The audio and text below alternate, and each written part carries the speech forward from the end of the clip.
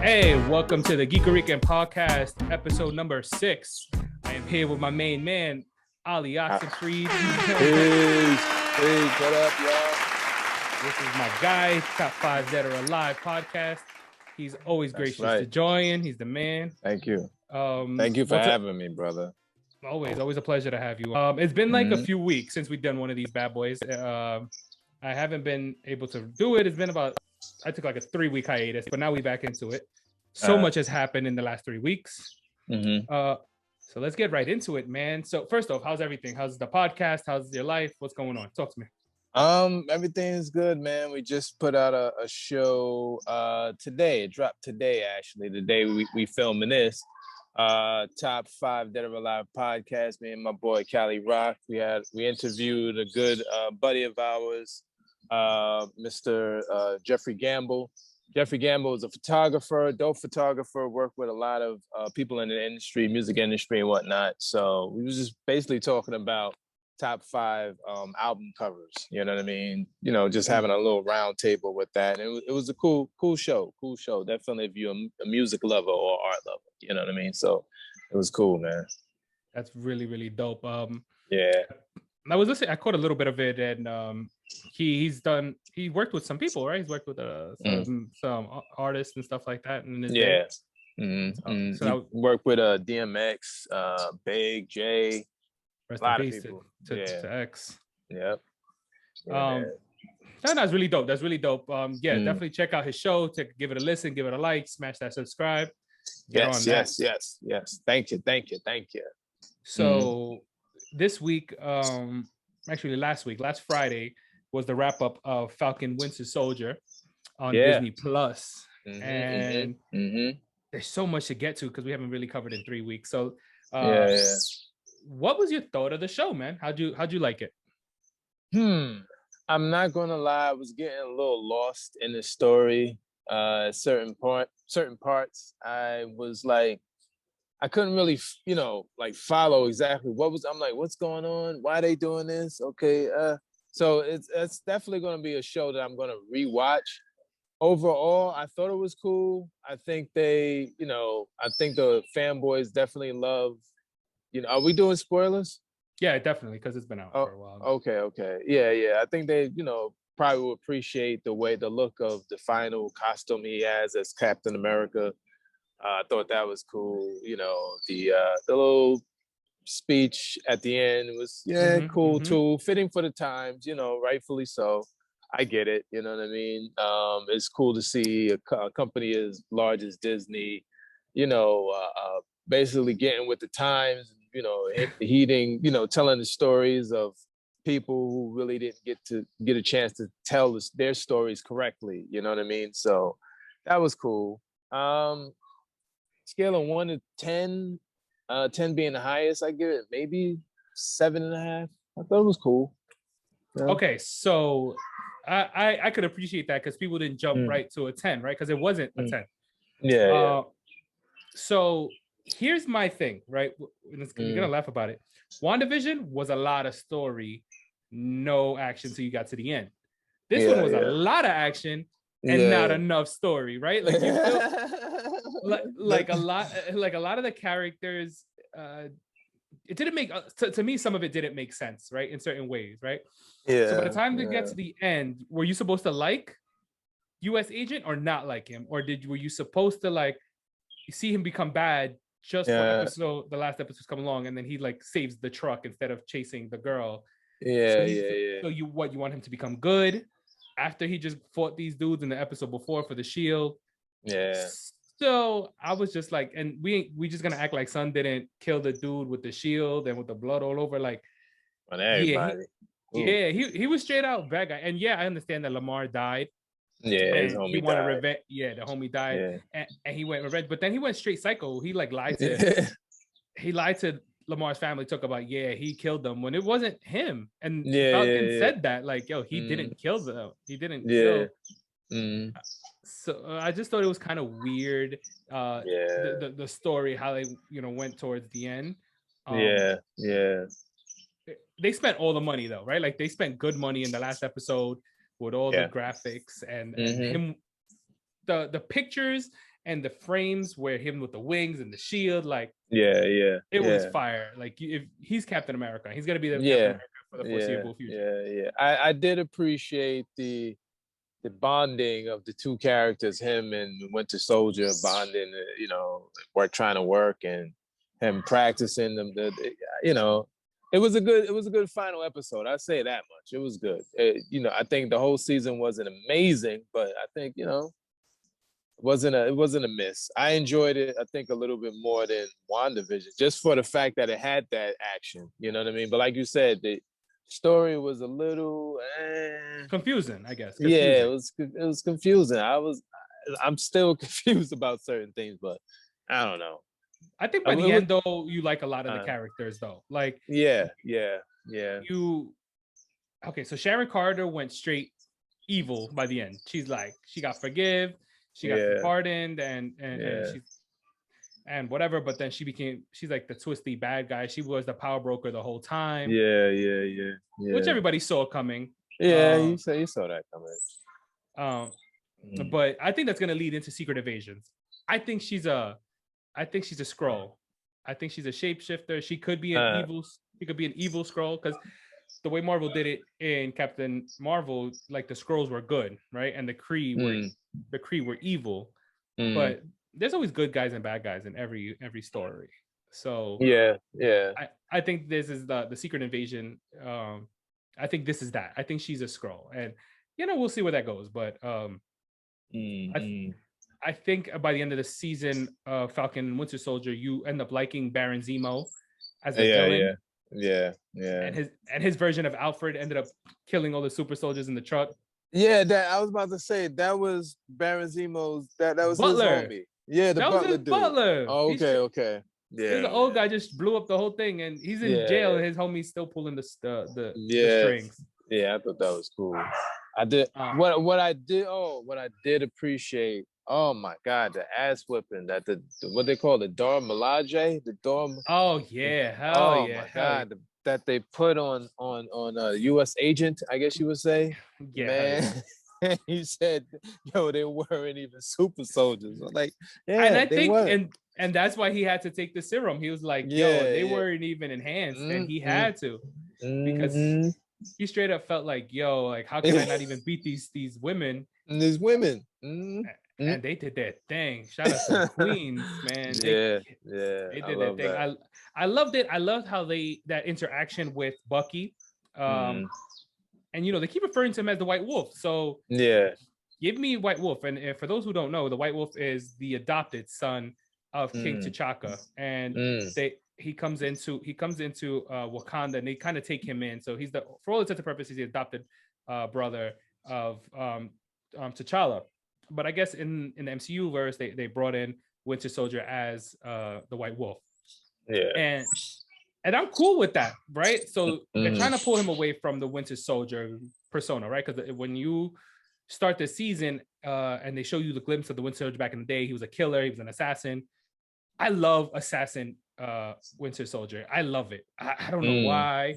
I love that movie, and I love the sequences with long hair. He's just bad. He don't care about nobody. He just pops people. Like, I love that. But if they're trying to pull that away from him, they got to give him this White Wolf persona. They got to give him a costume. They got to do something, I mean, that's just my opinion.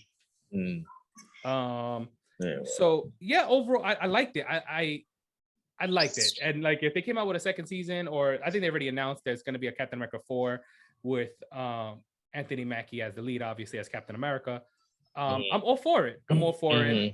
I think he's a great Captain America. I really appreciate a brother of color as America, because what made the show was the Isaiah Bradley story with him, right? Like, how could you not appreciate that brother's story? Okay, so that it was I mean, there was holes in the whole season, but there was little pockets like the Isaiah, the Bradley story and whatnot. That being told finally. Yeah, that was cool. That was a dope little story. He had so much struggles, right? He didn't trust in America. He's like, they will never let a black man be Captain America, and he just was like, nah, man, I could prove you wrong. I could prove them all wrong. And and he's like, I am Captain America. And in that scene where he's like, oh, look, it's Black Falcon. Like, nah, that's Captain America. I'm just like, yeah, give me that. Because he is Captain America. Yeah. So I thought that was really, really, really cool, you know? Yeah. So I can see that. And I'm ready for the next movie and to see the future of that. I'm ready to see these characters, what happens with US Agent while he was talking to Madam Hydra. I thought it was cool. What was he thinking though, but making that shield? What he thought was gonna happen? That shit fell apart in 2 seconds. It's like, come on. I mean, he made a good attempt, but he needs a better shield. He needs a better shield. Yeah. So that's our abbreviation of our take on Falcon Winter Soldier. I loved it. I thought it was fun. It was cool. The story was kind of but you know what? For entertainment purposes, I think it gave me what I wanted and what Vision was missing. So next, actually, for Disney Plus on the slate, it's coming out in a few weeks though, is Loki. Have you seen the Loki trailer thing? Yeah. And it's coming out June 11th, 2021. I'm checking it out. I think it's like a time space cop type thing, like detective thing. And I kind of like it. Owen Wilson, I think that guy is the blonde dude with the crazy looking nose. Yeah. Owen Wilson. That's Lightning McQueen, bro. That's Lightning McQueen. He's gonna be in it. Tom Hiddleston and I like this version of Loki because it's Loki before he became good and had a conscience and because the Loki that we knew died, right? By Thanos' hand. So this is like Avengers 1 Loki. He had just got arrested. He found the Tesseract and vanished. So where did that Loki go? And I'm interested to see where that Loki goes. Yeah. And when is that coming out? That's June? June 11th, 2021. Jeez, so we got a little while. Go through a whole of May. I thought they was going to do it kind of like back to back. All right. I thought so too. I thought it would lead right into it, but I guess not. Yeah. All right.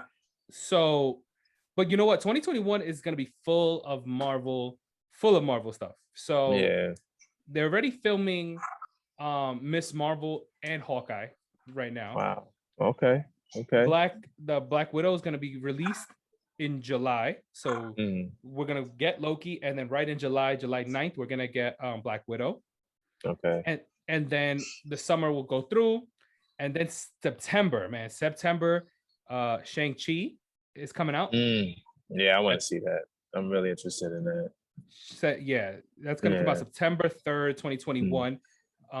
Bro, did you see the trailer for Shang-Chi? Yeah. Give me all of it. I love Kung Fu movies. I love martial arts. What was I watching? I was so into it that the trailer that it made me get the urge to go watch some Kung Fu. And on HBO, on HBO Max, there's a show called Warrior. And it's about like the late 1800s, I would say like 1886 or whatever. So you got Chinese people immigrating from China to San Francisco. And they come to San Francisco when you got to see like between the Asian hate, the Asian gangs, and this dude comes and he's like a badass fighter and he just starts kicking people's asses from the jump, and he starts joining like a Chinese gang, and it's a really fire show. I watched the first episode, but for me it's like, do I read or do I watch TV? Because I want to watch TV and watch these shows, but then I want to read, so it's just like I'm caught like in the middle. It's hard for me to watch shows and read, so I can't do both. But I'm gonna check it out because I finished the first episode of The Warrior. Fire, HBO Max. The first episode was really dope. So if you need something to watch, you got to check that out. You watching Yasuki? I think it's called on Netflix. Nope, haven't watched it, but I'm gonna put it on my list right now. What is it called? Yeah, Yasuki. It's on Netflix. I think it's based on the Black Samurai. The same name, if I'm not mistaken. It was a real samurai who happened to be Black. I don't know the story, but I think his name is Yasuki.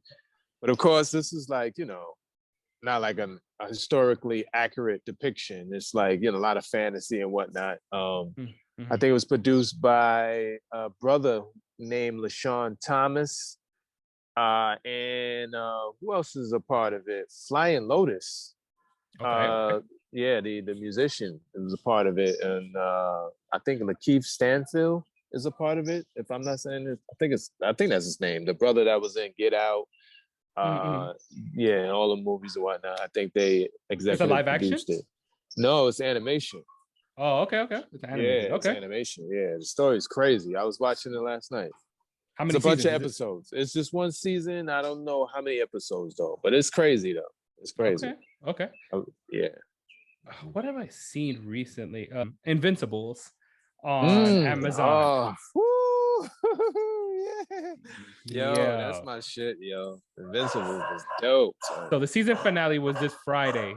And so I was able to check it out. Yeah, so Invincible. Bro, tell me what you thought. Tell me your thoughts. Come Man, on, like I said, I don't know if we spoke about it before. I read the comics. I don't think I finished it, but I read quite a few issues of that. So when I heard that when they were coming out with the cartoon, I was like, let's go.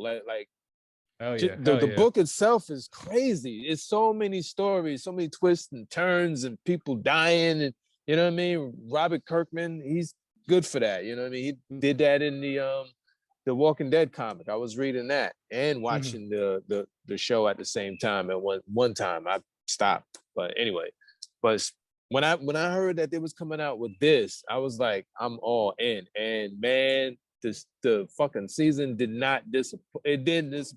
I'm satisfied. I'm like, 2 more. Give me 3 more. It's crazy. You know what I mean? The twists and turns and the whys and why you do this and oh my God, come on. Come on. So, spoilers? We doing spoilers? Hell yeah. All right. Omni-Man, bro. Omni-Man. Omni-Man. So I don't know much about the comic book. So how close was the show to the comic? Because it's pretty close. It's pretty close. Because I watched the show, and bro, this dude is sick in the head, bro. Yo. Omni-Man really out here crazy as hell. Yes. And he thinks he's doing like a service to his people, you know, and he kills everybody and anybody. And no matter the way he described like life forms to him, being that he's lived for so long and he's so powerful, I could imagine that it's kind of like how you feel walking on an ant. Nobody thinks about the ants. You know what I'm saying? You kill them like nothing. That's probably how they feel about humans. So I felt that. I love that character. Not that I feel that way, but you know what I'm saying. Woo-hoo. All right. No, but like, all right. So we're back. We're talking about Invincibles and Omni-Man. And so we're gonna do spoilers. So you haven't seen it. Fast forward at least about 10, 15 minutes because we're gonna talk about I want to talk about the scene when the 2 fighter pilots are fighting, are trying to get to him. Right? And so they're trying to get to him, and they eject, and Invincible saves the black dude, and he gets him. He puts him on the ground. He's like, "Oh, you saved my life," or whatever. And then Omni-Man comes from behind him and just squishes his brain, and like squishes his head and pops it like a grape right in front of Invincible's son. Like yes. And it's just like you said, like an ant. You know what I mean? His life was irrelevant, but his life is not irrelevant. Like humanity has a purpose. To us, but not to him. He's a Voltramite. He's not a human. They're different. You know what I mean? They're gods. They're like, you know what I mean? Could you imagine if there really were like Kryptonians or really were people like Voltramites? They more than likely would be on that mindset of that we're inferior creatures. You know what I mean? Like, come on, get out of here, like pets. You see the way he described the mother, his wife? Yeah, like a pet. Oh, like a pet. Oh, I was like, character. Whoever's writing this is like really depicting a self-absorbed demigodic character who really don't care about, you know what I mean? They look at the humanity as very below them, you know? I thought that was crazy. And then at the end of it all, like he beats the snot out of his son. Like, he takes Invincible and gives him the ass open of his life. Like, yes, he did. And that was his son. You know what I'm saying? And the train scene, bro. The train scene. Yo, oh my god, that scene. Oh my god, yo, what was your thought process on that scene alone, man? I was like, I didn't know how they were going to depict that. So he basically grabs his son and holds his head up as an approaching train is coming in, a subway, and he's just holding him, and you could just see from his perspective, like people just exploding, and he's just like his arms is flailing. He's like, I guess trying to like stop, or you know what I mean? He don't. It's like so fast that it's happening, and the way they animated that whole scene and them going right through the train in half was amazing. Like, wow. Kudos to that animation team at Lone. That was amazing. Yeah, I oh my god, that dude Robert Kirkland is doing the Lord's work with this animation. So they're doing 2 more seasons. I know they got picked up for season 2 and 3. That's what I heard. So Invisible got a lot of training to do, because if you see by the end of it, Omni-Man leaves. He's like, you know what? He sort of gains a conscience, which is weird. A little ounce of and he leaves. And you're just like, but then it shows you like everything else that's happened throughout the season. And like the black dude that turns into Rock becoming like the kingpin, if for all sense of purposes, and then you see the aliens from the other planet trying to get it right. So like there's so many sidebar stories. Oh yeah. You know, there's so many sidebar stories that you're just like, it's crazy. It's crazy. Yeah, well, wait till y'all see where exactly Omni-Man goes and what he does, where he goes. It's crazy. In the comic, does he leave too? He left. Yeah. Yeah, it's pretty accurate. Pretty accurate. Wow. He goes away and he a whole bunch of shit happened with him. That shit, comic book. Yeah, pick up Invincible. It's you'll love it. You'll love to read. You like indie comics, don't you? Because I know you also told me to check out Jupiter Legacy. And and I've never even heard of it. And then I had to give me a little crash course on the story, more or less, because it's going to be on Netflix, a live adaptation of this comic. Yeah. And is it something you read or have you seen? I've read, like, I never finished it. I read maybe like a half of one of the issues or whatever, but I'm a fan of, was it Mark Millar? I think the writer's name is. He did Kick-Ass and all that stuff. I'm a fan of his, so he writes crazy stories, sort of like kind of like Robert Kirkland. You know what I'm saying? So that's coming out May 7th, Jupiter Legacy on Netflix. So I'm gonna definitely check that out. And I want to circle back to Invincibles, because I just the whole way the season ended, and even throughout this season, even the storyline with Robot wanting to get a body, using the twin clones to clone his own self, knowing he was gonna kill himself or sacrifice himself for his clone. I thought that was really cool. That was amazing. So yeah, man, Invincibles, Amazon, check it out. My boy was like, yo, I gotta see what the hype is about, and my brother, and I'm like, yo, if y'all haven't seen it, go check it out, because it's a really, really dope animation. So only 8 episodes. Definitely worth the watch. Yeah, I'm actually gonna reread it. That's how good it was. I'm gonna reread it. So was it like a limited series, or it was like had a continuous run? It had a nice lengthy run. I can't remember where it ended or if it ended. I think it's discontinued now. I don't know, but it was, when I stopped reading, it was like maybe in the 40s or something like that. So yeah, I gotta check that out. So yeah. Also, what did you think of Mortal Kombat, man? How did you like it? Because I know you checked it out. What were your thoughts on that? I never really played Mortal Kombat, so I was never a fan of the show. Of the video game. Excuse me. The one that came out in 90 something, was it 95 or something like that? Yeah. I remember seeing that and thought, I was just entertained. Like, it is what it is. It's, cheesy or whatever. Seeing this one, the story was kind of like, I thought it was going to be more of a tournament type situation that they were in. Like the original movie. Yeah, kind of like the movie, but they made it like they was just trying to fuck them up without doing the tournament, which is kind of weird. I didn't understand that part, but I can say I enjoyed the fight scenes at least. You know what I mean? Other than the weird the way that they told the story. The fight scenes, I can at least say that I enjoyed, but the movie as a whole, So my quick, not even quick, my overview of the movie was, first off, I fell asleep on it. Like, no disrespect to the makers of the movie, but I started watching it midway through the movie. I fell asleep. Yo, bro, me and my lady went to go see the movie. We went to go see. We paid to go see it. Got there and everything. We both was falling asleep. We said, you know what? Let's get out of here. You left? Yeah, we left. I swear we left. We went home. I watched it maybe a day later because I have HBO Max. We just wanted the experience to go to the movies again. You know what I'm saying? Yes. So yes. Okay. And so you are the third person that I spoke to that told me they fell asleep on this movie. Really? No BS. I was talking to, who else did I speak to? I spoke to somebody else at work, and they fell asleep as well.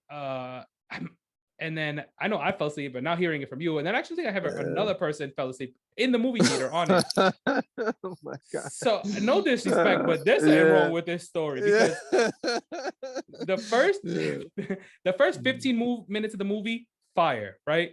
Sub-Zero goes, full spoilers. Sub-Zero goes, kills Sun's family. Sun kills everybody in there. Then he dies. His little dragon goes somewhere else to his child, his daughter, and then it goes down the family line. From there, it goes downhill, right? Kano holds the movie together, which I think is funny as hell, because Kano was the bad guy. And I think he really keeps that movie afloat. And then you get to the last 15 minutes of the movie, and it's the Sub-Zero Scorpion Part 2 fight. That part, that's fire. Like all of it. That whole scene. Everything in between killed me. Everything in between killed me. Okay, how they disrespected my son Reptile. How you gonna disrespect my son like that? Like, come on, Kano. I don't know. Then what is it? Goru, like he gets beaten by whatever his name is. Oh my God, I don't know. I have so many issues with it. Then the guy with the armor that came on his body. Yeah. I hated that he beat him. When Sun did the little hat joint and the girl got cut in half, I thought, yo, that's cool. Yo, he cut her in half like a chainsaw fire, right? He takes it and he just flawless victory. I'm like, you had to kill it with the cheesy ass line. I was like, then my son Liu Kang wasn't Liu Kang. I'm like, the old movie was better. I don't know. It's weirdly cheesier, but better. And I didn't love it. And they're missing a lot of characters. I thought it was going to be more. A lot of people were hyped to go back to the movie theaters and go check this out. And it wasn't the movie to go back to the. Yeah, I know. That's what it was for me, man. And you paying for HBO Max, and you paying money. You pay good money. Exactly. I didn't have to go to the movies to watch it, but we went anyways for the experience. And I'm thinking, they really did a good job with the trailers and whatnot they hyped it up good. Good job. You know what? Whoever makes their trailers, A1. Yeah, because that was the best part of the whole movie. Yeah. and the part where Shorty got sawed in half, that leaked online too before the movie came out. So I'm like, when I saw that, I was super hyped. You know what I'm saying? I'm not even a fan like that, and I was super hyped when I saw those scenes. I was like, oh shit, this movie gonna be the bomb. And it was terrible. It's just the act, like you said, the action sequences were cool. The storyline was weak. Oh my God, super weak. Like they try to like beat the fighters before they even started the tournament. And I know there's gonna be another one, but my man Jax with the funky arms at first, that shit was gross as hell. That was disgusting.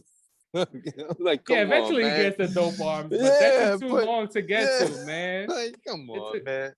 It took too long to get to. Yeah. Honestly, the whole thing that's kept that movie together was Sub-Zero and Scorpion. Just give me a whole movie of them kicking each other's asses or whatever, because I thought that was the most fire part. And there's so many other great characters that they have in Mortal Kombat. And I don't know, even when Liu Kang made the little fire dragon come out, it wasn't believable.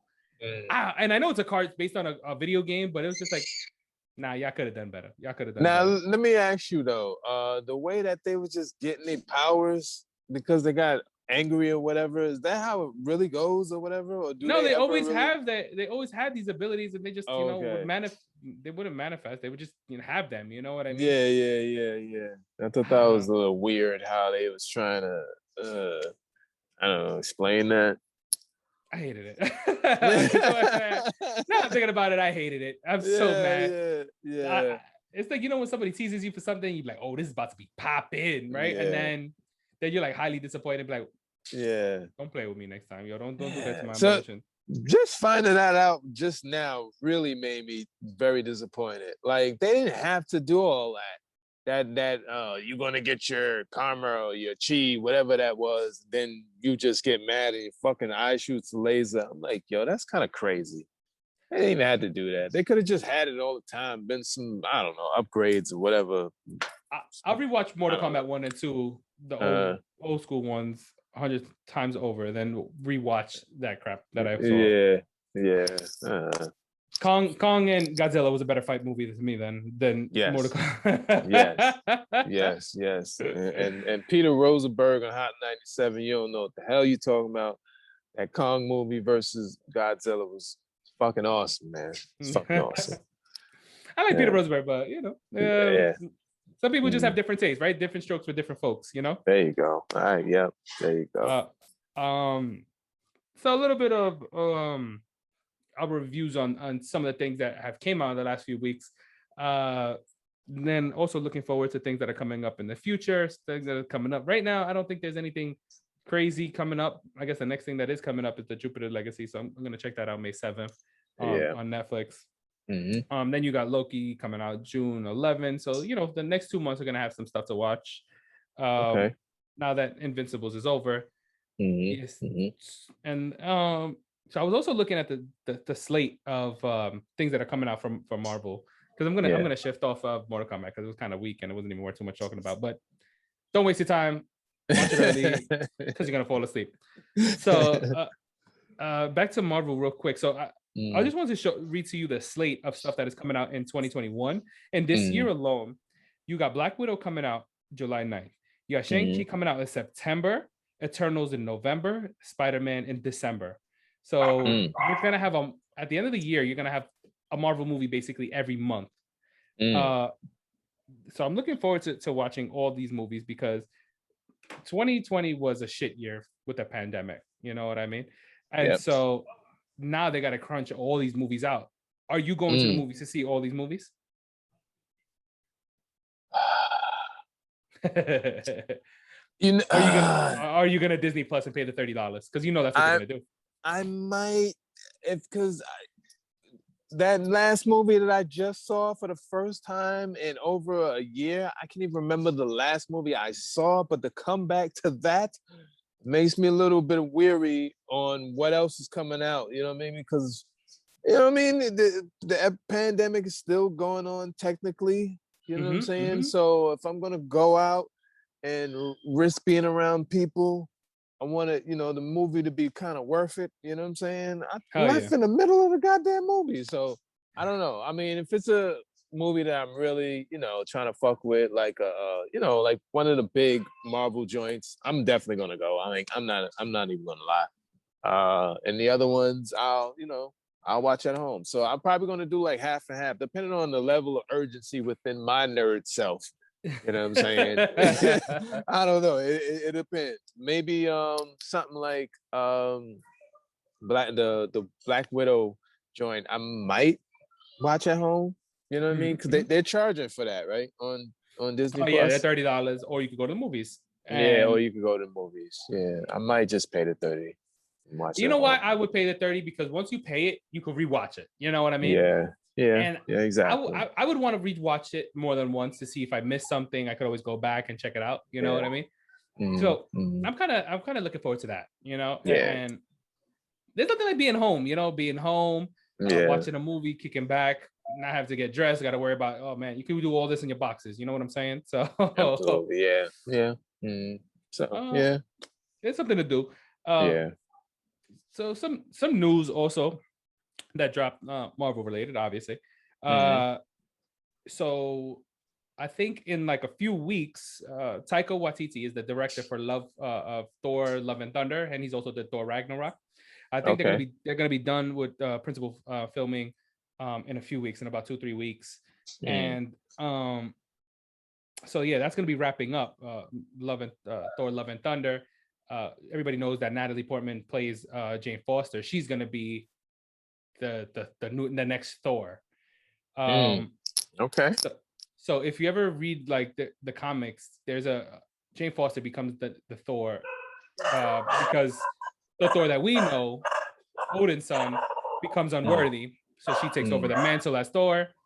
I'm kind of looking forward to that. You know what I mean? I love Thor Ragnarok. I thought it was more entertaining. I think it's one of those movies that is to me the most rewatchable Marvel movie. Yeah. I that's definitely a movie that I watched more than once. It's very entertaining. The color is very vivid and bright. I love the humor of it. I love that they went in that direction versus the last two movies, the prior, movies before that one.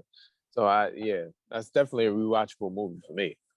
I'm very pro Thor helmet, right? Helmet Thor, right? So when the first Thor came out and Sun had his helmet for 2 seconds, he took it off and he put it down. Yeah. But then they leave Loki with these big ass horns, which I'm very fine with. But why can't Thor have his helmet? Like, you're gonna have Loki with these big ass horns the whole movie, but Thor can't hold his own joint. All right, so cool. Yeah. So then the second movie comes along, and that was weak. I like the villain with Malik. I never even watched that one. Is that one the Dark Country, the Dark something? Dark World, yes. The Dark World. That one's hard to. It's not a hard watch, but it's not as entertaining. You're not going to be really entertained. Like for study purposes, you could watch it and you could get through it. To say that you'd like it, I'd lie to you. Probably, I'd be lying to you. You could watch it. It's just not great. I'm gonna watch it. Check it out because I've never saw it. Damn it! Well, I'm a mom, so I have to watch it like it's homework. Yeah, I have to too. But you know what? You know what it was? I didn't like the first one. I didn't like the first Thor movie, so I didn't bother to give the second one a chance. But the third one, I could see from the advertisement that they went in a little different direction. So I was like, I'm gonna fuck with this one, and I was very pleased by it. But yeah, the way they went Thor Ragnarok was pretty cool. He did a lot in this amount of time that he had, right? So he went from the beginning sequence is when he fights Surtur, which I thought is so funny. He's like Surtur, and then he's like Thor, Odin's son. He's like Surtur, you son of a bitch. Like, it's just funny. Like the sequence I thought was really, really funny. Then it goes to some seriousness when his father passes away and the Hela comes down and him and Loki get kicked out of there. Yeah, like I thought Kate Blanchett killed it as Hela. Hell yeah. It's how powerful she was in comparison to them. I thought that shit was dope, yo. And she killed all the army of people. Like that scene where she kills everybody. Then they end up on a different planet, and then it's like Planet Hulk, and then you see Valkyrie. I think the story actually worked. I loved it a lot. Like I said, it's the most rewatchable movie. And I could watch the movie over and over and over again and not get tired of it because it's so entertaining. So he is doing the next one, which is number 4. And I love it. I love it. Show me how Thor becomes unworthy. Show me how Jane Foster becomes worthy to get the hammer. Yeah. And I don't know. You know what it is? I'm very pro Thor, right? I love, like, people ask me who's your favorite Marvel character, and it's hard to pick, right? Because there's so many great characters. But I feel like between like Thor and Hercules, they're great characters, because they come from such powerful fathers and try to live up to their father's expectations and their father's legacy. Right? Like, Thor has to prove himself worthy, not only to himself, but to his father, Odin, who leaves him this mantle as king of Asgard. And I want to see that. And then they also reported that Russell Crowe is going to be in this movie. And he's actually going to be playing Zeus, the other god of thunder from Greek mythology, as opposed to Thor and Norse mythology. So they might be introducing Hercules, which I think is dope because he's another son that has to try to live up to his father's legacy. And that would be dope. I would love to know if they do introduce Hercules, like who would play him. And they could go anywhere, and they could choose any great strong actor to be him, but to get Russell Crowe as Zeus, the father, Russell Crowe has a presence whenever he's on screen, and whoever's portrayed his son needs to be somebody that can deliver too, you know. And I think Waika could set that up, you know. I think he's very talented. I don't know, I'm looking so forward to this movie. I don't know why. I think that's the most anticipated movie I'm really looking forward to, because he set the bar so high with Ragnarok. Because just for pure entertainment value, I think they could do it. He could do the next movie really justice. So that's set to come out May 6, 2022. Doctor Strange is actually coming out before that in the Multiverse of Madness. It's coming out in March 25th, 2022. And then Black Panther is coming out July 8th of 2022. So like next year, after the summer, between September going all the way up to July, we're gonna have like a Marvel movie practically every damn near month, you know.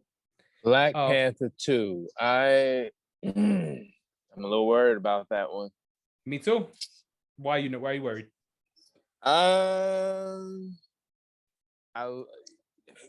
I know this is a sensitive topic for a lot of Marvel fans, and you know what I mean, and so on and so forth.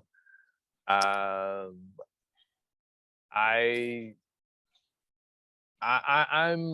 not gonna say I wouldn't mind if they recasted Black Panther. That's all I'm gonna say. That's all. That's all I'm gonna say. I wouldn't mind if they recast it. I don't want to see a Black Panther-less movie. I want to see, you know what I mean, another person take on the role. You know, it's. I know it's a sensitive subject and a topic for everybody, including fans, friends, and family of Mr. Chadwick Boseman.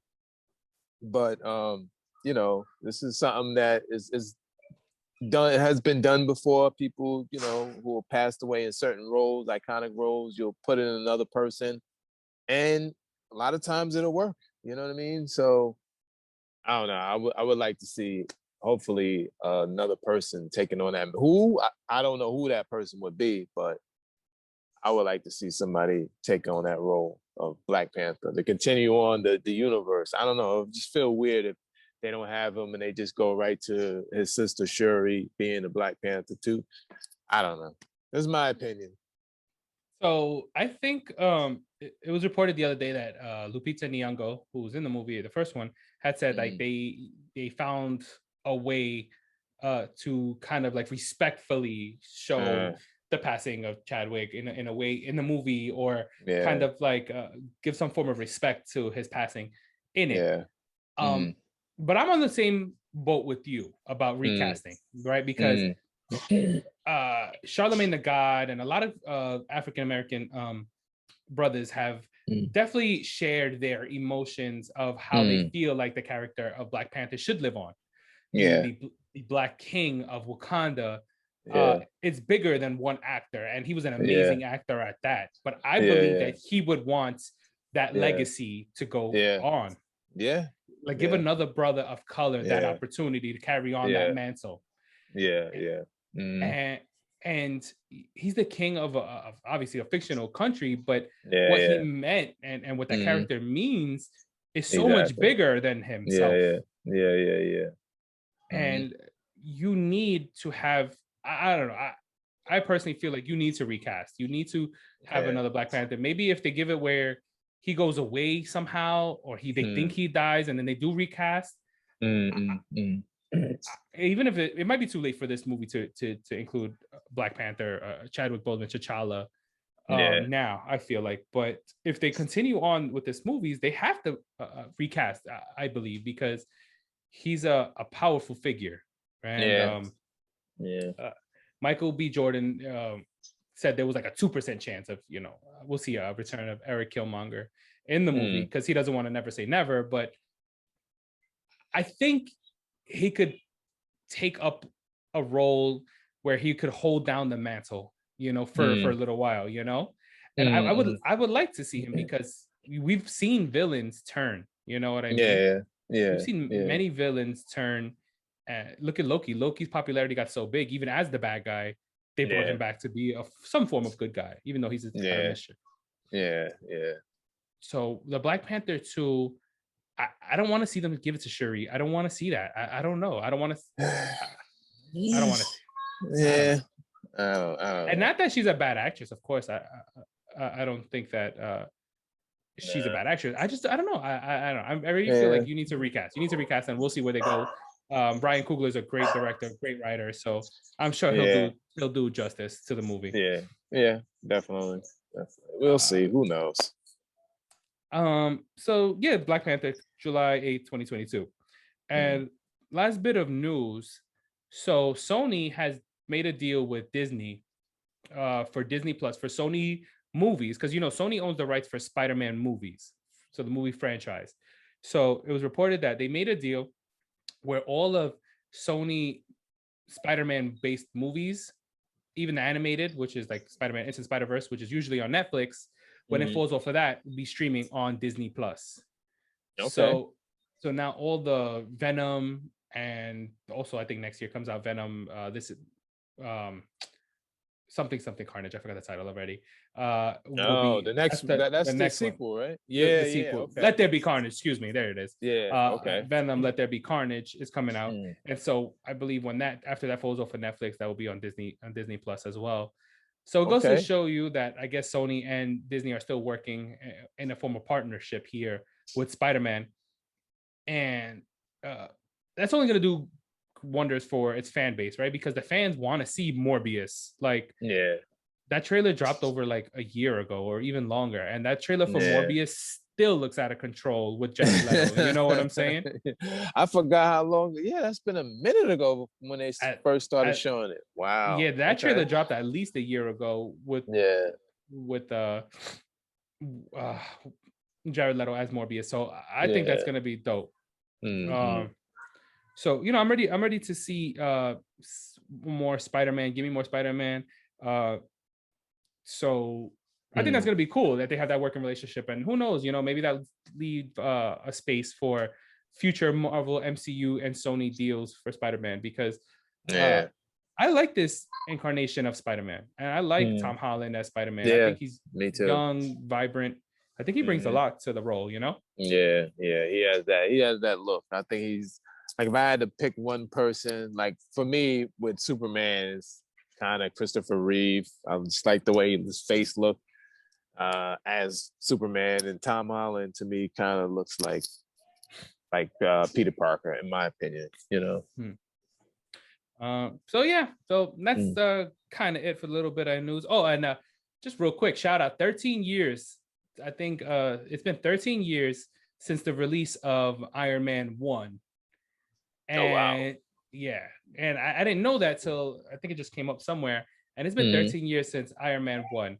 And just real quick before we wrap this podcast up, I wanted to take a second to really have this conversation about what do you think that movie, how it affected the landscape of movies and comic book movies and the characters as we know them today. Like, what are your feelings on that? Well, before I get into that, I would say, of course, salute to Blade for indirectly setting off the whole universe. But of course, I think after... That's true. Blade did save Marvel, really, it did. Yeah. After Iron Man, I think Iron Man kind of really solidified, these movies, these stories could be told in a cool way. It's not kiddie, it's entertaining, and it's for all, damn near everybody could watch it. You know what I mean? I think that kind of really set the tone, and the resurgence of Robert Downey Jr. as an actor. I mean, just talent. It's like the lightning in the bottle to have him, you know what I mean? It was like, that's the perfect role for him, being his reputation, being the bad boy, the user, the druggie, or whatever he was doing, and just to still have that talent to pull it off, and the look, you know what I mean? Like, he will be forever. When I see him, I think Tony Stark, you know what I mean? Especially if he got a mustache and a beard, that's Tony Stark right there, And the movie was dope. The way the The suit look was awesome. You know what I mean? So it really, that's the real, like, okay, Marvel, I think they got something here with these movies, you know? Shout out to John Favreau for directing it, and I Oh believe yeah, writing it. The yeah. movie. So to me, I thought about this, and I know I kind of put you on the spot here, so maybe I'll take over, and then you could think about it a little more. What the movie did, you know, a shout out to Blade, because Blade really did save Marvel for a little while there. You know, Marvel was going downhill, so it had to sell some of its movie rights, which is why Sony owned Spider-Man, and why, you know, 20th Century Fox ended up owning X-Men and Fantastic Four, and even a lot of its movie franchises, and then Universal owned the Hulk.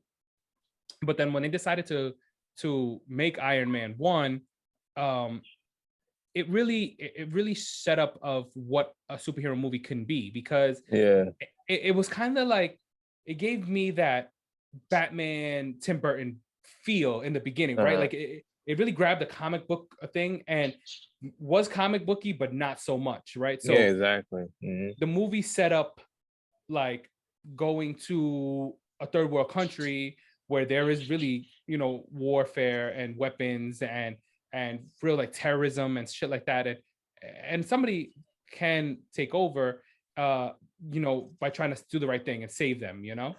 So I just thought the story was so good. I thought the story was really, really good. I think it set up the future, and the Hulk was amazing. You know, after that, and the connectivity to it. So at the end of the day, I think it did bring Robert Downey Jr.'s credibility back up, and now forever you will think of Tony Stark as Robert Downey Jr. and his portrayal of Tony Stark. And if you ask any little kid who Robert Downey Jr. is, they're just gonna be like, that's Iron Man, you know? That's Iron Man. Yeah. And so I love this. I love that movie. I think, to me, at the time, that was the most rewatchable Marvel movie, because if that thing's on now, you probably could still watch it. You know what I mean? Like, and I like the bad guy too, like Obadiah Stane, the guy who played Obadiah Stane. Oh my gosh, why does his name slip my mind? Because he's like one of the most famous actors in the world. Shoot. Anyway, he's, oh my god, I know my friend Amato is gonna kill me for not knowing that this actor's name. But last name Bridges, right? Isn't it Jeff Bridges? Jeff Bridges. Oh, shout out to you, Jeff Bridges. Jeff Bridges, great actor. I loved him since Tron. I don't know if you ever watched Tron. Yeah, I remember Tron. Tron and Tron Legacy are one of my favorite movies, because I'm a big nerd, and they were based on video games. I loved it. Jeff Bridges, thank you for helping me, because I was gonna be so mad at myself for not getting the name. But yeah, that movie was so good. That movie was so good. John Favreau as Happy, who holds it down. You know, Pepper Potts, Gwyneth Paltrow. Love it. So yeah, you know, I just think that like he set up the MCU so well. And when he died in Endgame, it was very sad. But you know, these people, I think John Favreau still has a helping hand, you know, with all this. But you know, Kevin Feige is the man at Marvel, and he knows what he's doing, man. He knows what he's doing, and he's doing the Lord's work, you know. Yeah. So you know, I'm just looking forward to the future of the MCU, future of like all these movies and shows, because there's so much coming up, so much richness to it. So I'm looking forward to it. Is there any more Star Wars things coming out?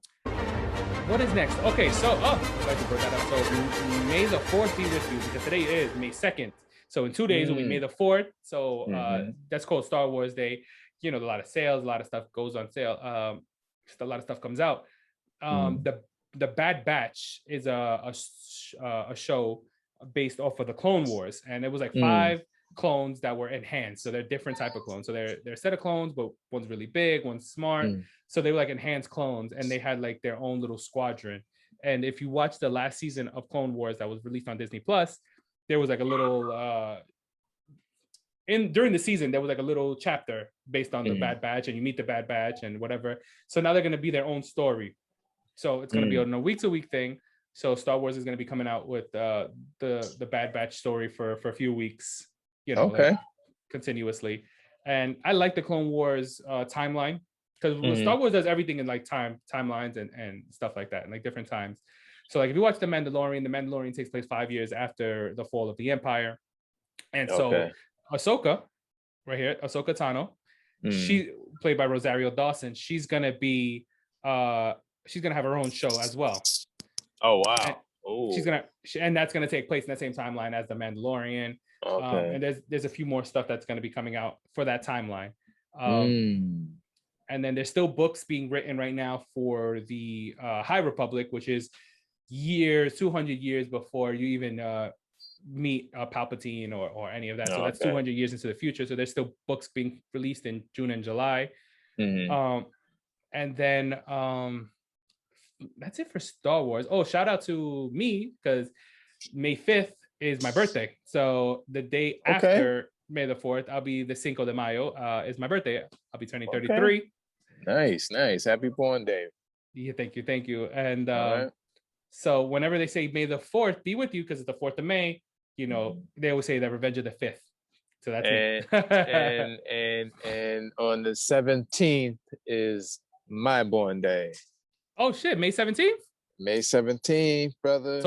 Tauruses, baby. We out here, Tauruses, that's right. Now Ali's a little older than I. A little older than I. But I say, you gonna be 33? Yes, sir. Yeah, I'm about 13 years older.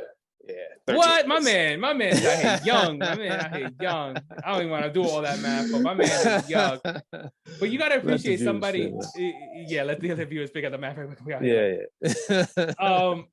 So, but you know what? I appreciate somebody that no matter what the age is or what it is, they still have time and love and this, you know, and passion for stuff like this. For our geekness and our appreciation for everything pop culture and entertainment and comic books and stuff like that, because it goes to show you that you could be 6 years old like my son, or you could be, you know, older like my man Ali here, and still love this stuff, you know, and it's for everybody. And it's for everybody. So now I gotta ask you, your shirt, is that for you or is that for the great Muhammad Ali? This is for the great Muhammad Ali. This is a company called Roots of Fight, and they make a lot of memorabilia type stuff for the great Muhammad Ali. You know what I'm saying? You see the back. Oh shit, the champ is back. All right. And also got the pants. You can see right here, it says Ali right there. Oh, my man, repping. Great. My pops named me after him, so I always like to rep his name as much as I can. Shout out to the great Muhammad Ali, and to Ali Oxnfree, and to all the great Alis out there. So Ali, man, I think we're gonna wrap this up here, man. All right. And I really, really appreciate you coming on here.